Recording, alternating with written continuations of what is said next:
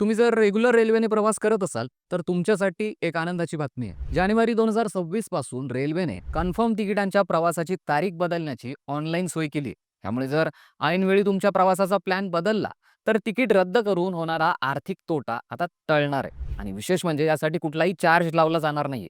सध्याच्या नियमांनुसार confirm ticket cancel केल्यावर प्रवाशांना तिकिटाच्या मूळ रकमेतनं काही रक्कम द्यावी लागते, म्हणजे ती कापली जाते.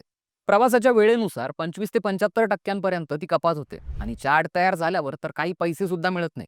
ही पद्धत प्रवाशांसाठी गैरसोयीची आणि आर्थिकदृष्ट्या नुकसानीची होती. त्यामुळे हा निर्णय घेतल्याचं रेल्वे मंत्री अश्विनी वैष्णव यांनी सांगितलं. आता प्रश्न असा आहे की प्रवासाची तारीख बदलल्यावर कन्फर्म तिकीट मिळणार का?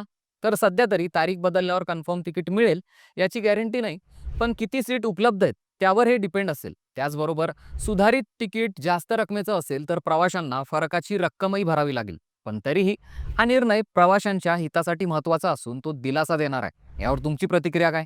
कमेंट बॉक्समध्ये नक्की कळवा.